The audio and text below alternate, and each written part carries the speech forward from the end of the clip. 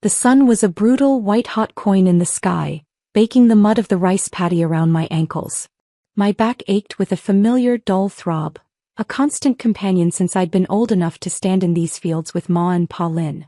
Sweat trickled down my temple and I wiped it with the back of a muddy hand, leaving a streak of cool earth on my skin. This was my life. Simple, hard, and rooted in the earth. It was in the middle of planting a tender green shoot that I saw them.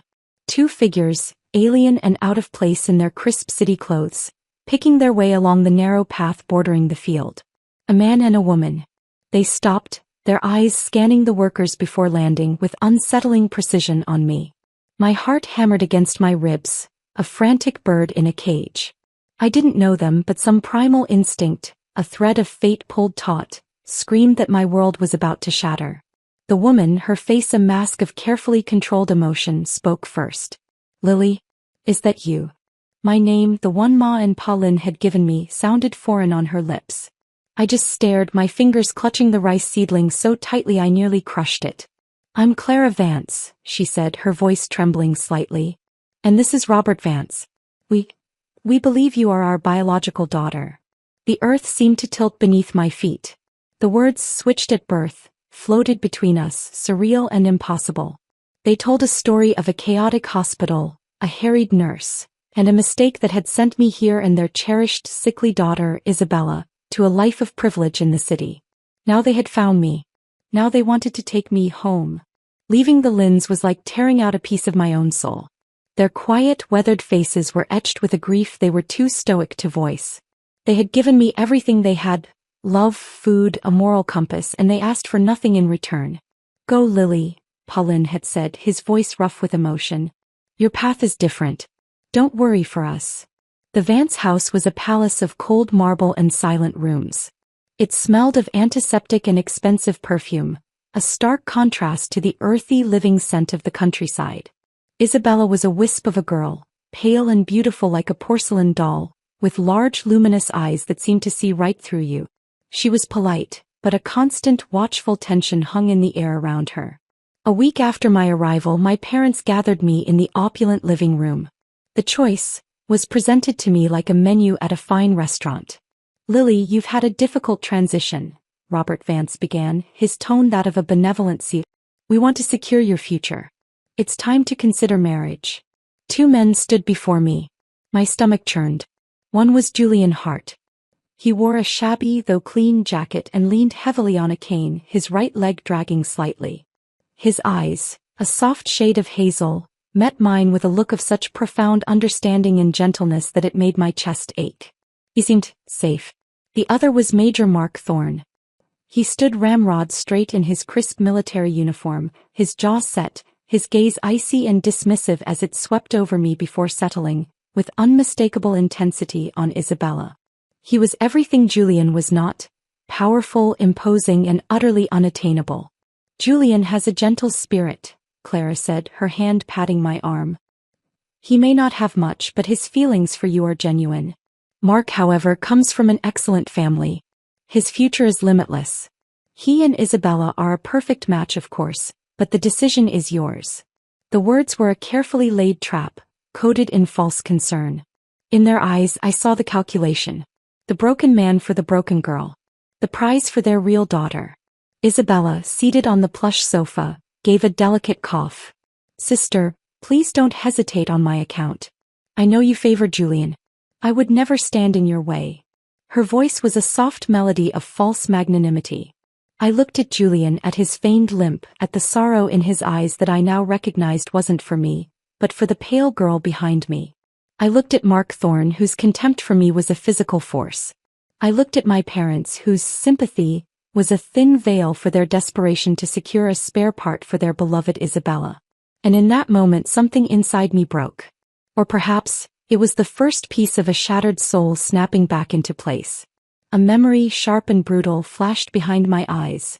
The cold feel of a stainless steel operating table, the fuzzy fade of anesthesia, and a voice, Julian's voice, saying, "She's waking up. Increase the dose. Isabella needs that kidney." The memory was so visceral, so real, it stole my breath. It was a premonition. A ghost from a life I hadn't lived yet. Clara's impatient voice cut through the haze. Lily, what are you staring at? Hurry up and choose. I took a deep breath, the air tasting of lies and ambition. I let my gaze slide over Julian's false tenderness, past my father's stern expectation, and past Isabella's performative weakness. I locked eyes with Mark Thorne, the man who was meant to be my sister's prize.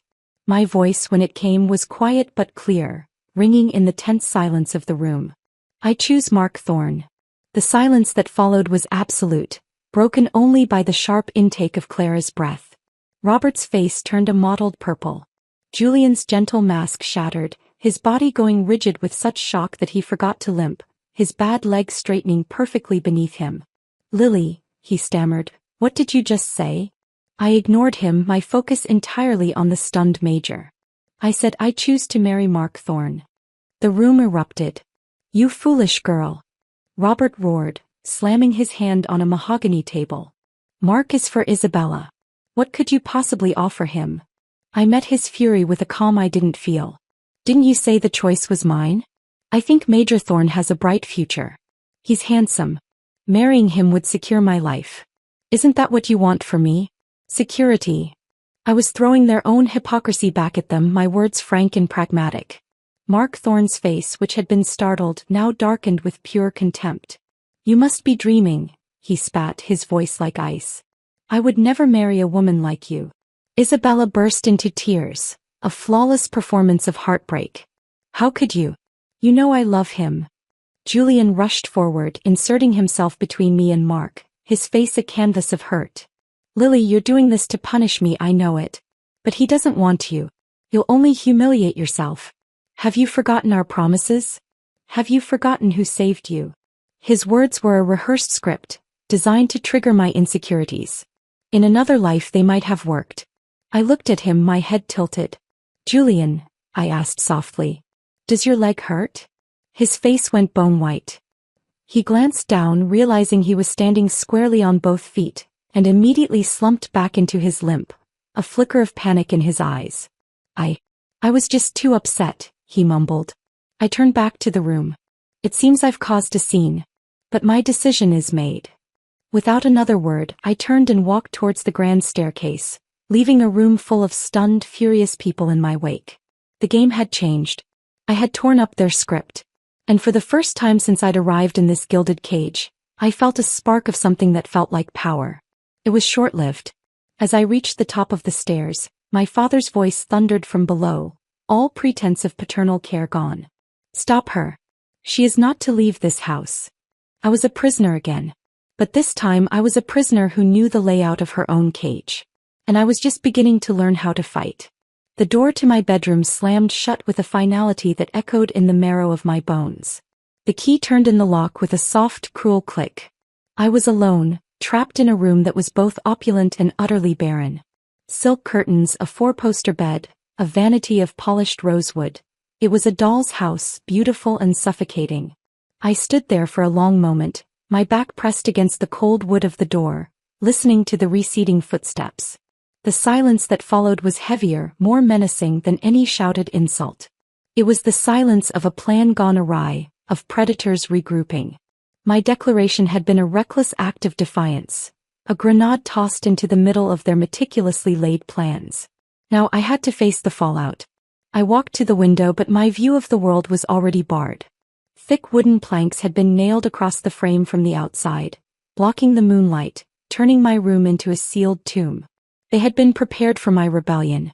A cold resolve began to crystallize inside me, hardening the initial spark of power. The memory of the operating table of Julian's betrayal, was no longer just a flash. It was an anchor, a terrible truth from a life I had already lived and died in. I had been reborn into this moment, and I would not walk the same path. The next few days bled into a monotonous, grim routine. 3 times a day, a grim-faced security guard would unlock the door, slide a tray of food inside, and lock it again without a word. The only person granted regular access was Julian. He came every afternoon, a picture of wounded devotion. He would sit by my bed, his face a mask of concern, his voice a soft, insidious poison. "Lily, why are you putting yourself through this?" he would ask, his hazel eyes full of manufactured pain. "Your parents only want what's best for you. They're worried." I'm worried. If you just agree to marry me, we can leave this place. I'll take you away from all this pressure. We can have a simple life, the one you've always dreamed of. He painted a future of quiet contentment, a life away from the cold Fiancé. It was a masterful performance. He appealed to the homesick country girl, the one who missed the simplicity of the Lynn's farm. In my first life, his words had been a balm, a promise of salvation. Now they were just lines from a script, and I could see the impatient calculation in his eyes when he thought I wasn't looking. His gaze would often drift to the door as if waiting for a cue, or his ears would perk up at the sound of Isabella's faint coughing from another part of the house. Just bow your head and admit you were wrong, he coaxed one evening, his hand reaching for mine. I pulled away, my movement swift and sharp. I didn't speak. I just looked at him, my eyes flat and cold. I wanted him to see that the girl he thought he could manipulate was gone. A flicker of irritation crossed his features, so fast I would have missed it had I not been watching for it. The mask was slipping. My silence was wearing him down. He was used to my tears, my pleas, my easy trust. This new, icy stillness unnerved him. The tension in the house was a living thing, growing thicker with each passing day. Isabella's condition, whether real or conveniently timed, seemed to worsen. I could hear the frantic whispers in the hallways, the hushed consultations with doctors. The air was thick with the unspoken deadline. Isabella needed a kidney and I was the key. One night, a violent storm raged outside. The wind howled like a banshee around the house and rain lashed against the boarded-up windows. The chaos was a perfect cover. I could hear the heightened panic in the voices outside my door. Isabella had taken a turn for the worse. The guards who were usually posted at my door were called away, their heavy footsteps retreating down the hall. This was my chance. A desperate, dangerous chance. I waited until I heard Julian's familiar tread approaching. When he entered, his face was tight with a new kind of anxiety. It wasn't for me. Lily, you need to be reasonable, he started, his tone sharper than usual. Isabella is very sick. Your stubbornness is making everything worse. I didn't respond. Instead, I let out a choked sob, burying my face in my hands. I let my body tremble, playing the part of the broken girl. What's the point? I cried, my voice rising to a hysterical pitch. What's the point of living like this, locked away like an animal? I'd rather be dead. I saw the shock in his eyes. I used it. I launched myself from the bed, not towards him but towards the wall, making sure to scrape my forehead against the rough wallpaper hard enough to draw a thin line of blood. The sting was real, a sharp focus for my racing mind. Lily, stop, he shouted, lunging to grab me. In the struggle, I stumbled against the small bedside table, deliberately knocking over the heavy oil lamp. It crashed to the floor, the glass reservoir shattering. Kerosene spread across the wooden floorboards in a dark, glistening pool. A moment later, a stray spark from the wick, or perhaps the hand of fate, caught it. Whoosh! Flames, orange and hungry, leapt into the air, instantly catching the heavy velvet curtains. The dry, sealed room was a tinderbox. Fire! I screamed, the terror in my voice now completely genuine. Fire! The wind from the storm blasted through the gaps in the boards, feeding the inferno. Thick, black, choking smoke filled the room in seconds. Julian's face was a portrait of pure, unadulterated panic. For the first time, it wasn't an act. He grabbed my arm, trying to drag me toward the door. We have to get out of here. I fought him, clinging to the heavy bedpost with a strength I didn't know I possessed. No. Let me burn. Isn't this what you all want? For me to die. My words, screamed through the smoke, seemed to freeze him for a second. And in that second we both heard it. Clara Vance's voice, shrill with a fear she had never shown for me, piercing through the chaos from downstairs. Julian. The smoke. Isabella's inhaled too much. Get her out now. For God's sake, if anything happens to her. That was all it took. I saw the decision flash in his eyes. A flicker of ruthlessness, of cold, hard priority. His mission was, and always had been, Isabella. He looked from me, clinging to the burning bed, to the door, to freedom and his true charge. His jaw tightened. Save Isabella and the Fiancés first, he yelled to the guards who had finally arrived at the door, their figures silhouetted by the hellish glow from the hallway. She's the priority. As for her. His eyes met mine one last time, filled with a final, devastating dismissal. If she wants to die, no one can stop her. And with that he turned and fled into the smoke, leaving me to the flames. The heat was intense, searing my lungs with every gasping breath. But as the smoke swallowed the room, a strange calm descended upon me. This was the moment. This was my escape. Coughing, my eyes streaming, I dropped to the floor where the air was slightly clearer. I didn't head for the door. Instead, I crawled under the bed, my hands scrambling over the smooth floorboards until my fingers found the almost invisible seam. A hidden latch, a secret I had discovered during the long, boring days of my imprisonment. An old, disused service chute led down to a storage shed in the backyard. With the last of my strength, I pried it open and slipped into the cool, damp darkness below, pulling the hatch shut just as the ceiling above me groaned and began to collapse. I was in a narrow, earth-walled tunnel. It was pitch black and smelled of damp soil and decay. But it was freedom.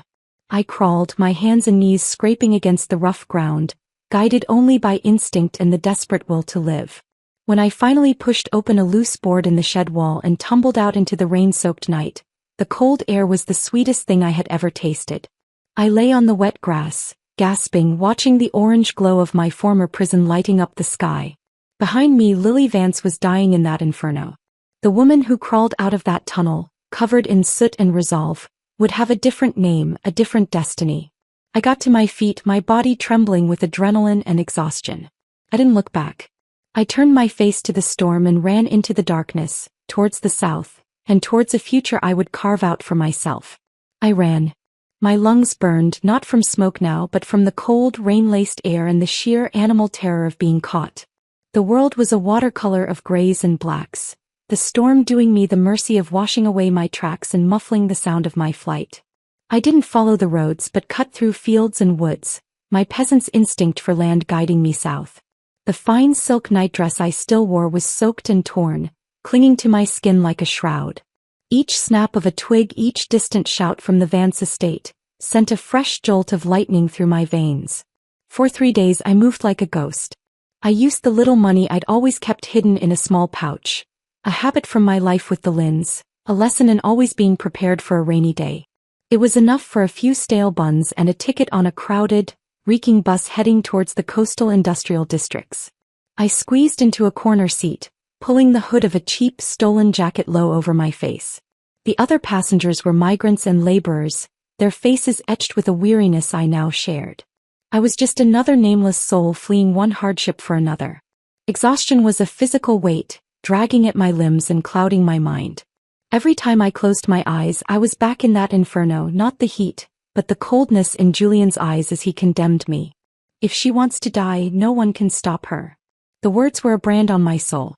On the 3rd day, I stumbled into the maze of a sprawling, unfamiliar city. The air was thick with the smell of salt, diesel, and industry. My legs, pushed far beyond their limit, finally gave way. The world tilted, the cacophony of the city fading into a dull roar. My vision tunneled, the bustling street narrowing to a pinprick of light.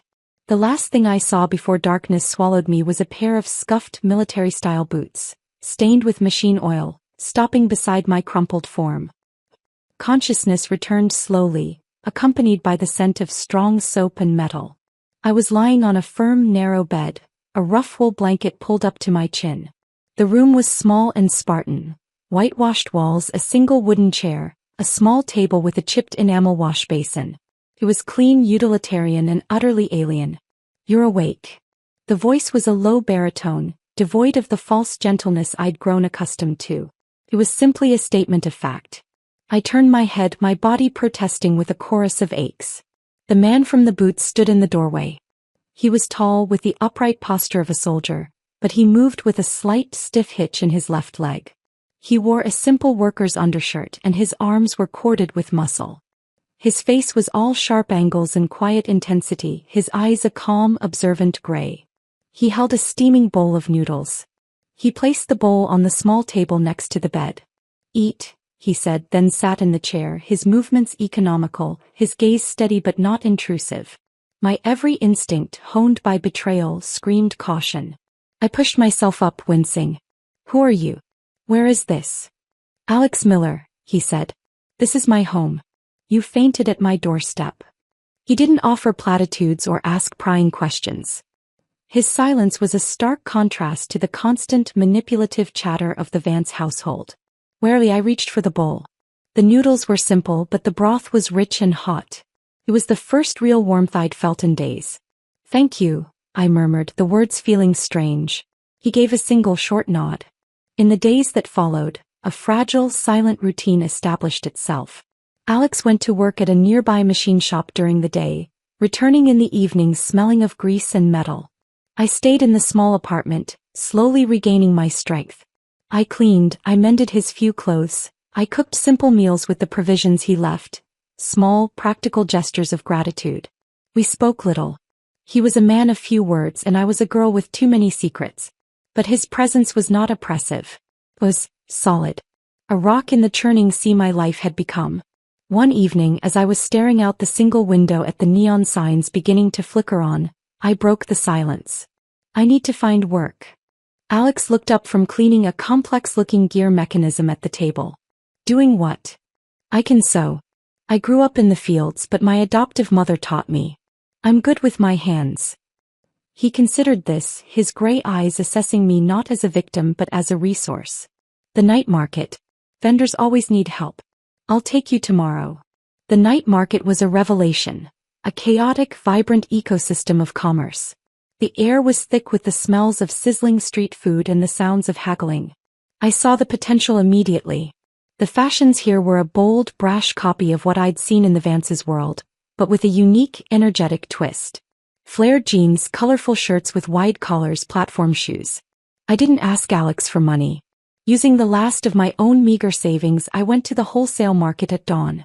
My memories of the future, of the styles that would soon dominate, guided my choices. I bought a small batch of vibrant shirts and a few pairs of flared trousers. That evening, under the flickering fluorescent lights of the market, I laid out my wares on a rented mat beside Alex's stall, where he sold expertly reconditioned tools. My first sale was to a young woman, her eyes bright with excitement. Then another. The clothes, fresh from the design houses of the far-off capital, sold faster than I could have dreamed. The money I made I immediately reinvested, buying more fabric, better patterns. One night, a group of surly-looking men, rivals who saw my success as an invasion of their territory, surrounded my stall. "Out-of-towner," one of them sneered, kicking over a stack of my neatly folded shirts. "Think you can just come here and steal our business? This spot is taken." Before I could even respond, Alex was there. He didn't shout.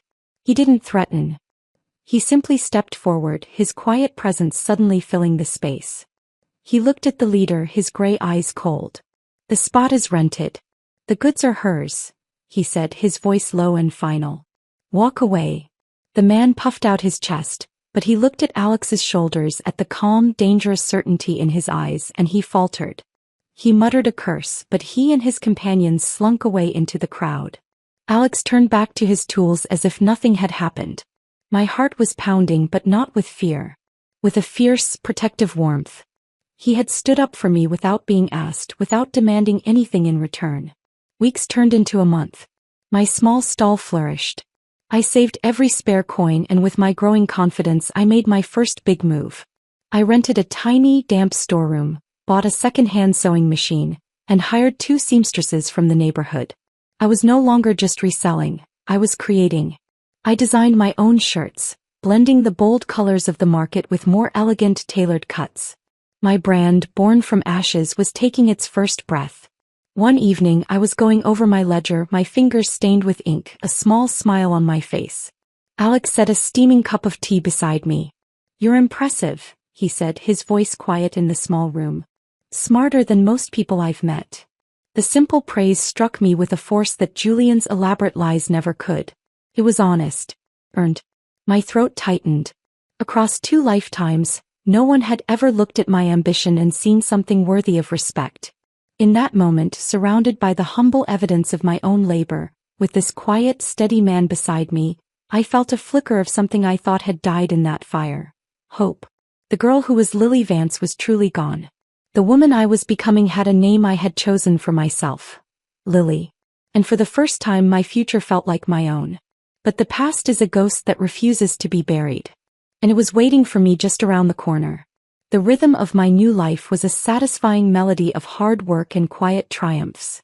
My little workshop hummed with the sound of sewing machines. The Lily line, as I'd boldly started calling my designs, was gaining a reputation. The clothes were fresh, modern, and most importantly, affordable for the young factory workers and secretaries who were the lifeblood of the city. I had traded the gilded cage for a cramped apartment above my workshop, and the silence of oppression for the satisfying noise of industry. Alex was a constant, steady presence. He never spoke of his past and I never asked. His limp, I learned, was from a piece of shrapnel that had ended his military career. He never complained. He was a man who fixed things. Machines, my broken lock, the occasional bully at the market. He was becoming the foundation upon which I was rebuilding my world. One afternoon I was at the bustling wholesale market finalizing a large fabric order. The air was thick with the smell of dye and the shouts of merchants. I turned to one of my assistants, a young man named Leo. "Take these samples to the workshop. Tell May to start on the red poplin first." Just as Leo nodded, a voice cut through the din, a sound that froze the blood in my veins. "Lily." It was a strangled cry, full of disbelief and a desperate, aching hope. I didn't need to turn to know who it was. The ghost had found me. Slowly against my will I turned, and there he was. Julian Hart. He stood 10 paces away, his face a ghastly white, his eyes wide and red-rimmed. He looked thinner, haunted, his expensive clothes rumpled and dusty. He was a shattered mirror of the man I had known. "By God, Lily, it's really you," he whispered, his voice cracking. "You're alive." For a moment the world narrowed to his face. I saw the genuine shock, the tears welling in his eyes. And for a single treacherous second, a phantom pain, the memory of a love I once thought was real, lanced through my heart. Then it was gone, replaced by an ice-cold clarity. My eyes, which had once looked at him with adoration, were now twin chips of flint. Without a word, I turned on my heel and began to walk away, my pace quick and purposeful. "Lily, wait." He lunged forward, his hand closing around my upper arm with a frantic strength. The touch was a brand, a violation. I recoiled, trying to yank my arm free, but his grip was like iron. Before I could shout, a large, grease-stained hand clamped down on Julian's wrist. "Let go." Alex's voice was low, but it carried a vibration of pure threat that silenced the market noise around us. He had materialized at my side, his tall frame a solid wall between me and my past. Dressed in his simple work clothes, he nonetheless radiated an authority that made Julian flinch. Julian, startled, released my arm. He stared at Alex, his confusion turning to outrage. "Who the hell are you?" he spat. "What right do you have to interfere?"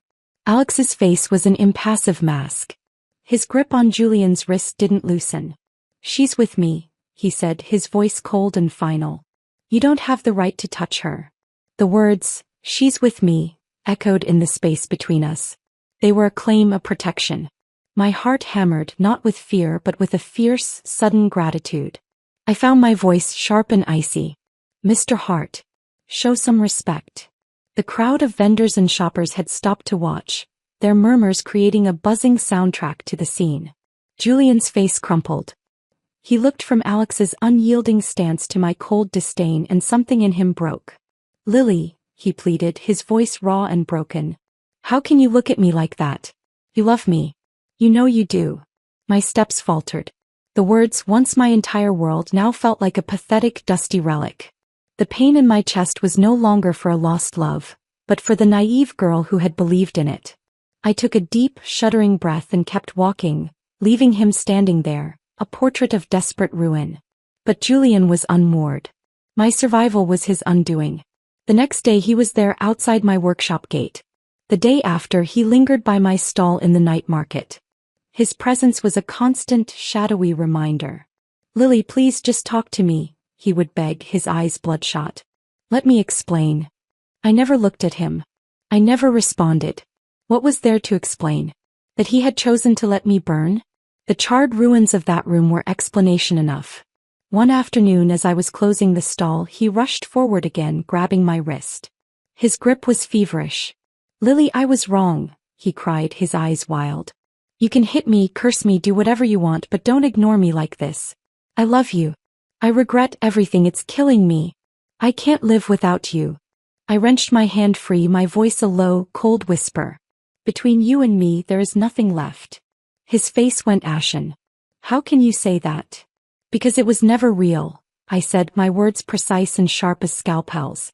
You pretended to be crippled. You pretended to love me. All of it was a lie to win my pity, to control me, to get close to your precious Isabella. You wanted my life. Why should I forgive you? I threw the truth in his face, the truth I had learned in my first death. The truth about his feigned disability, his chaste marriage, all to keep himself pure for the sickly girl he truly loved.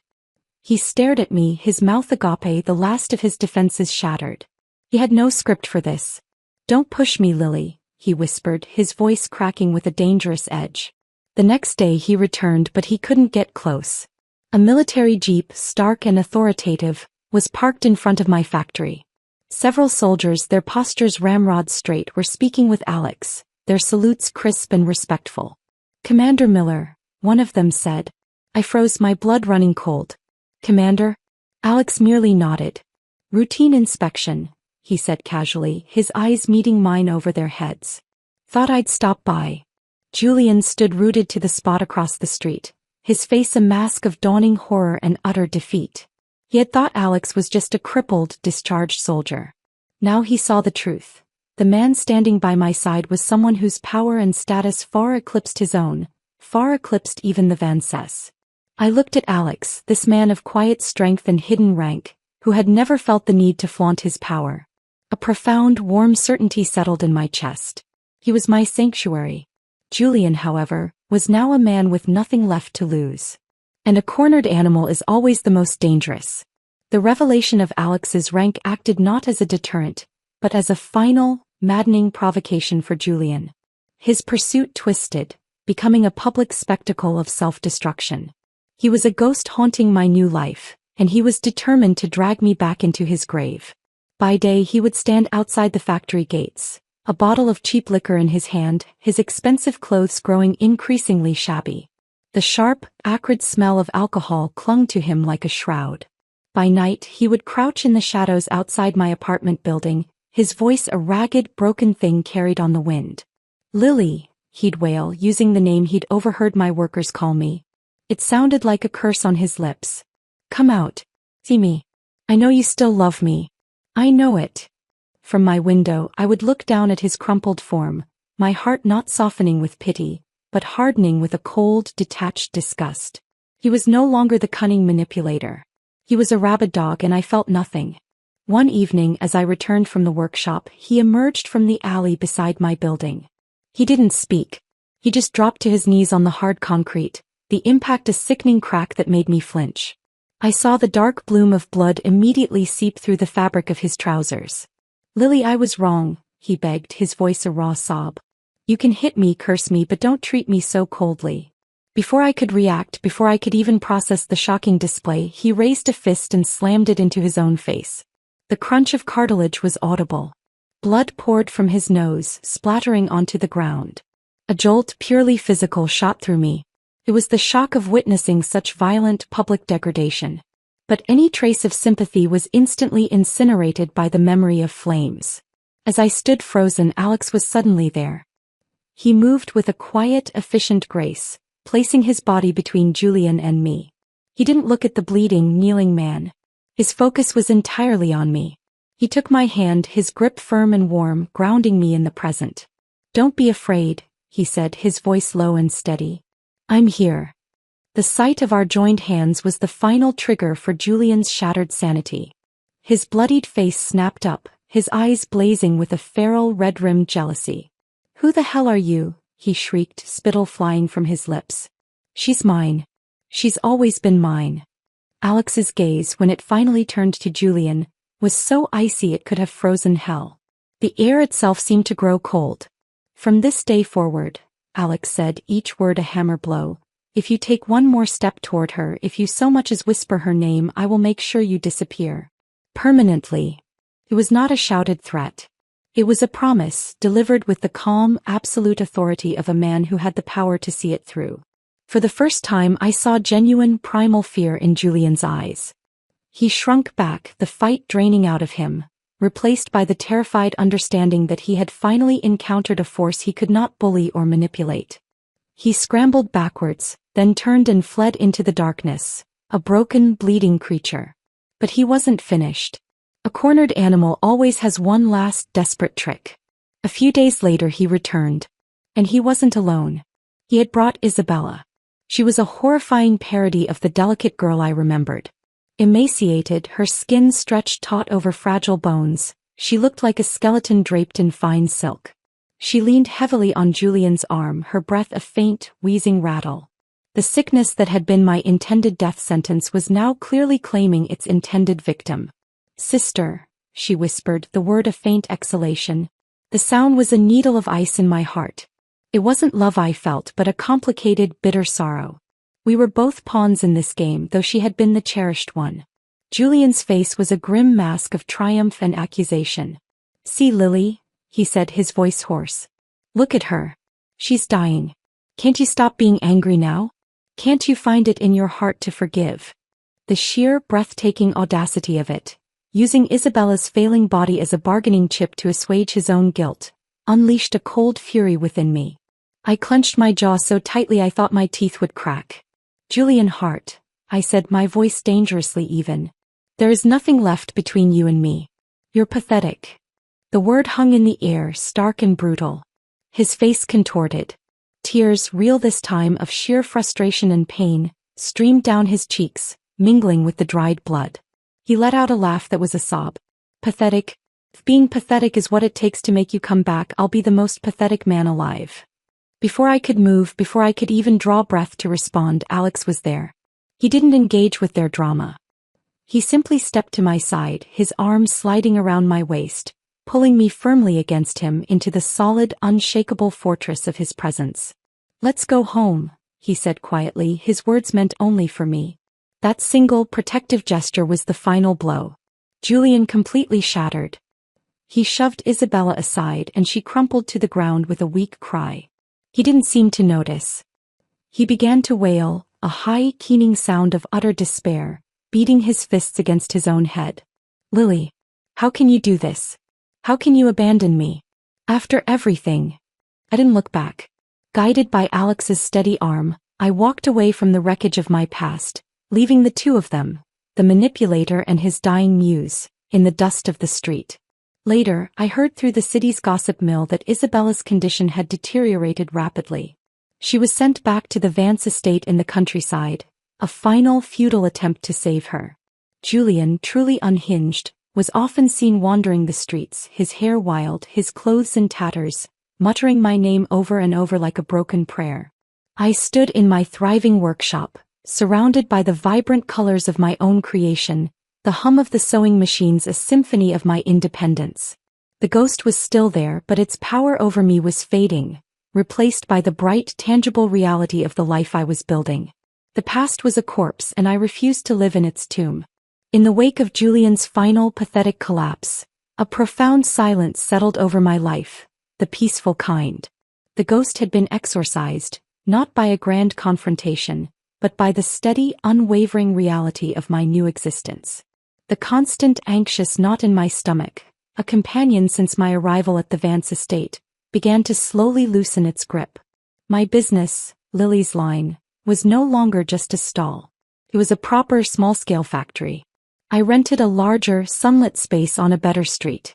I hired more seamstresses, women whose skilled hands and sharp eyes were the engine of my success. I sourced quality fabric, I managed the books late into the night, my fingers stained with ink and my mind buzzing with plans for expansion. The money I earned was mine, hard-won and sweeter than any allowance the Vances could have ever given me. Alex was the quiet cornerstone of it all. He never tried to manage my business or tell me what to do. His support was more subtle, more powerful.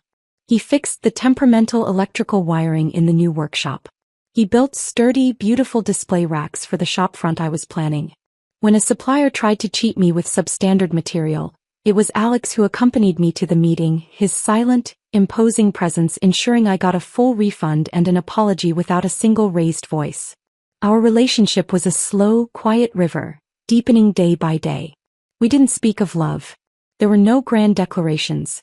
It was in the cup of tea he left on my ledger when I worked too late. It was in the way he'd listen, really listen when I talked about my designs, his gray eyes focused and thoughtful. It was in the simple, solid comfort of sharing a meal after a long day, the silence between us companionable, not empty. One evening we were walking back from the market, the neon signs painting the wet streets in streaks of color. My hand brushed against his and his fingers laced through mine, calloused and strong. It wasn't a question. It wasn't a promise. It was just a fact. We fit. "I'm not who you think I am," I said softly, the words escaping me before I could stop them. It was the closest I had ever come to telling him my truth.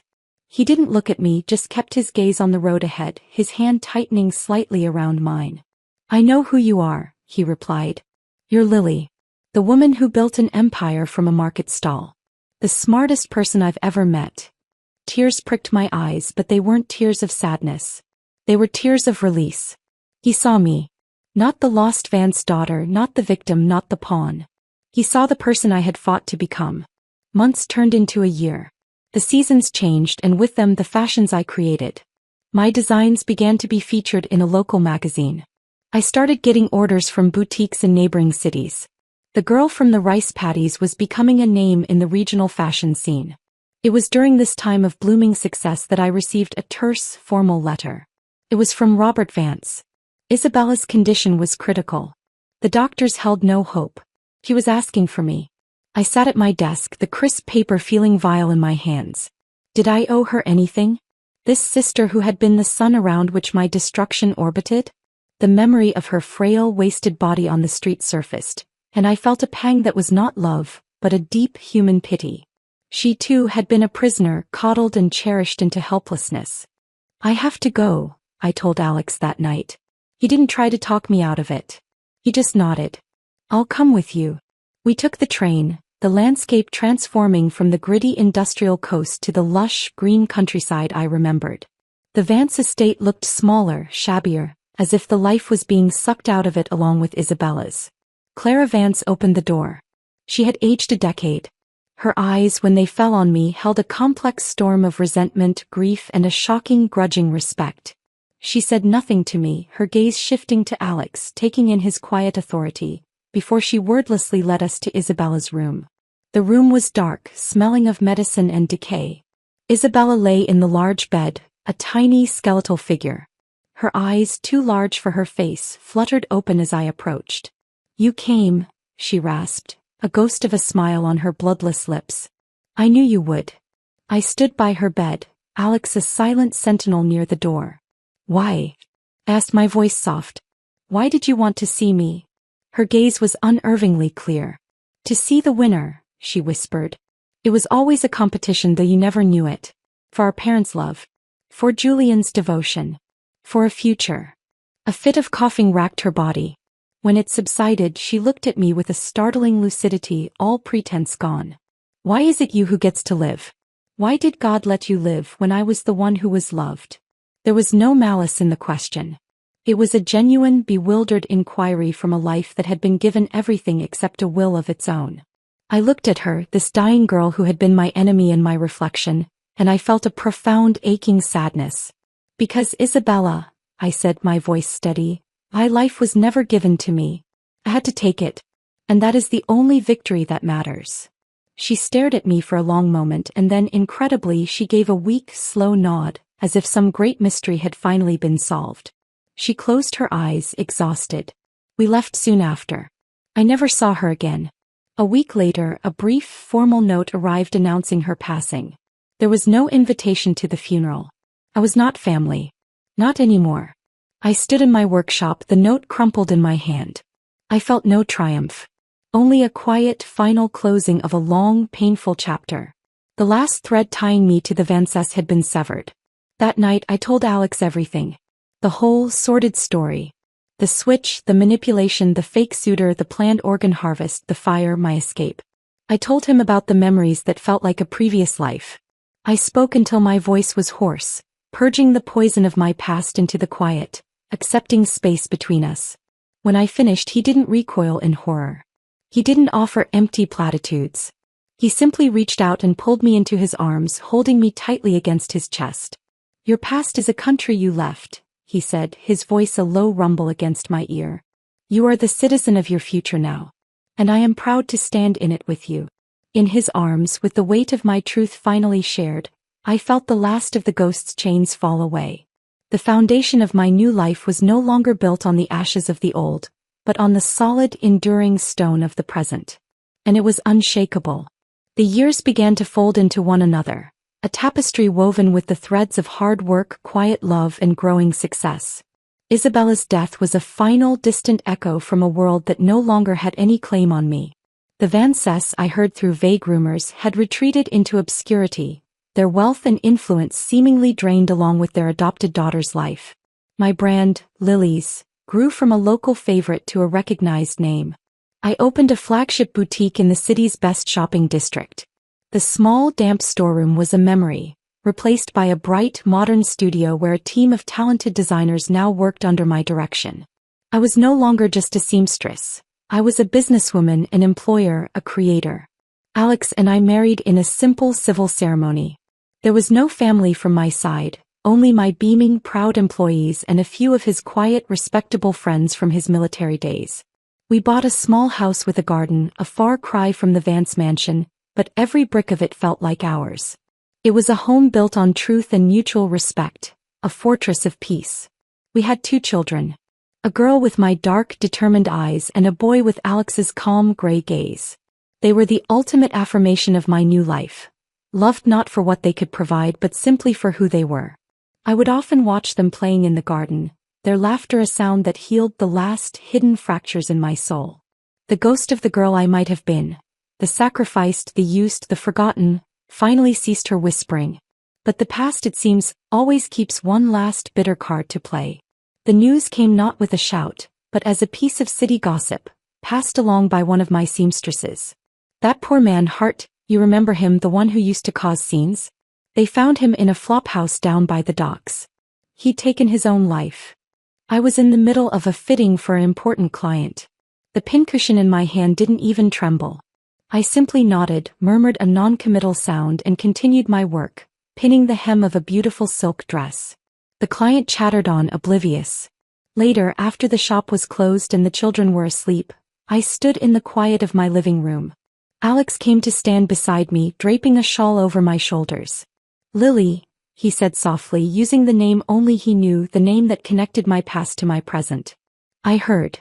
I leaned back against his solid chest, drawing strength from his warmth. It doesn't hurt, I said, and I was surprised to find it was the truth. It just feels empty. Like hearing about the death of a character in a book you read long ago. And it was true. The Julian Hart who had died in that grimy room was not the man I had once thought I loved. That man had never existed. He was a phantom, a construct of lies. The real Julian had died for me the moment he chose to leave me in that fire. This was just the final, sordid epilogue to his story. The following day, I had a major contract signing with an international distributor. It was the culmination of years of work. The gateway to taking Lily's to a global market. I dressed in one of my own power suits, a sharp, modern design in deep cobalt blue. My hand was steady as I signed the thick document, my signature, Lily Miller, flowing across the page with a confident flourish. The name was my armor, my banner, my truth. After the ceremony, amidst the congratulations and the clinking of glasses, Alex found me. He took my hand, his thumb stroking my knuckles. I'm here to take you home, he said, his voice the same steady anchor it had always been. I looked up at him. The sunset streamed through the floor-to-ceiling windows of the hotel ballroom, laying a path of liquid gold at our feet and setting his shoulders aglow. He had been my protector, my partner, my sanctuary. He had never tried to erase my past, but had helped me build a future so bright that the shadows could no longer touch me. We walked out of the glittering room, away from the noise and the accolades, and into the quiet, ordinary evening. The terrible memories had long since been buried by the rich, fertile soil of a life well lived. I had my adoptive parents, the Lynns, visiting often, their love a constant grounding force. I had a husband who was my equal in every way. I had a thriving career born from my own mind and hands. I had 2 healthy, happy children. Julian Hart's suicide was a footnote, a sad, final whisper from a history that had lost all its power to harm me. The past could blow away with the wind. It was gone. The future was mine, bright, full of hope, and stretching out before me like the endless, sun-kissed horizon. 15 years. The phrase itself feels monumental. A lifetime within a lifetime. The city around us had transformed, its skyline reaching for the clouds, and in many ways Lily's had grown right along with it. We were no longer just a brand. We were an institution, a testament to a particular kind of resilient feminine ambition. I was in my office, a spacious, light-filled room overlooking the bustling street below, reviewing the prototype for our new winter collection. The designs were elegant, sophisticated, a world away from the vibrant market shirts I had started with. My assistant, a sharp young woman named Anya, buzzed the intercom. "Ms. Miller, your 3 o'clock is here." A Miss Clara Vance. The name landed not like a bomb but like a small, cold stone dropped into a still pond. I hadn't heard that name in over a decade. I felt a faint, old tension in my shoulders, but it was fleeting, the ghost of a forgotten reflex. "Send her in," I said, my voice calm. The woman who entered was a stranger. The crisp city elegance was gone, replaced by the worn, tired look of someone life has passed by. Her clothes were dated, her posture defeated. The Clara Vance I had known was a creature of calculated poise. This woman was simply old. "Lily," she began, her voice thin. "It's Lily," I corrected her gently without malice. She flinched, then nodded, her eyes taking in the room. The sleek furniture, the framed magazine covers, the evidence of a success she could no longer comprehend. "Lily," she amended. "You've done well for yourself." "I have," I agreed. There was no point in false modesty. She twisted her hands, a nervous, fragile gesture. "Robert passed away last year. A stroke." "I'm sorry for your loss," I said, and the words were polite, hollow. I felt nothing. "It was quick," she said almost to herself. Then her eyes, still sharp with a lingering sense of entitlement, met mine. "The business, his affairs, they're a mess. There are debts." But there was not a reconciliation. A shakedown. "I see," I said, my tone neutral. She leaned forward, a hint of the old manipulation in her eyes. "We are still your family, Lily. Blood is blood. A daughter has a responsibility. You have more than enough. Surely you could—" I raised a hand, stopping her. The gesture was not aggressive, but it was final. "Clara," I said, using her first name, establishing the distance between us. "You are not my family. My family is the man waiting for me at home and the 2 children doing their homework at the kitchen table. My family is the couple who taught me to plant rice and to love honestly. You gave me life, but you also gave me a death sentence. We are even. There is no debt." She stared at me, her mouth opening and closing, the last of her hope extinguished. There were no more threats she could make, no more levers she could pull. The power dynamic had irrevocably shifted. I was no longer the asset to be managed, but the benefactor she dared to petition. "Now," I said, standing up, signaling the end of our audience. "If that is all, I have a business to run. I wish you well." She stood on trembling legs, defeated and small. She left without another word, the door clicking shut softly behind her. I felt no triumph, only a faint, clean sadness for the path she had chosen, and a profound gratitude for the path I had fought for. That evening I drove home. Our house was no longer the small one we'd started with. It was a comfortable, sprawling home on the outskirts of the city, with a large garden where Alex grew vegetables and the children had worn a path to the old oak tree. As I pulled into the driveway, I saw them. Alex was teaching our son, David, how to fix a bicycle chain, his large, capable hands guiding our son's smaller ones. Our daughter, Maya, was sitting on the porch steps, engrossed in a book, her brow furrowed in concentration just like her father's. The scene was so normal, so deeply perfect, it stole my breath. Alex looked up as I approached, his face breaking into the quiet, crinkly-eyed smile that was reserved just for me. He didn't ask about my day. He just stood and wrapped his arms around me, holding me close. "Long day?" he murmured into my hair. "I've had longer," I said, sinking into his embrace. Later, after the children were in bed, we sat on the porch, watching the fireflies dance in the gathering dusk. The silence was comfortable, filled with the contented hum of a shared life. "I saw Clara Vance today," I said quietly. He didn't tense. He just took my hand, lacing his fingers through mine. And I closed the last door, I said. And I knew it was true. The final tenacious thread to the Fiancé had been severed, not with drama but with a quiet, firm dismissal. I looked out at the horizon, where the last vestiges of sunset were fading into a star-dusted night. The past was not just behind me, it was a closed book on a distant shelf. The future was this peace, this love, this hard-won ordinary miracle of a life I had built with my own 2 hands and a steadfast heart. The girl from the rice paddy was gone. The victim in the fire was gone. The ghost was finally, truly at rest. I was Lily Miller. And my story was just beginning. The end.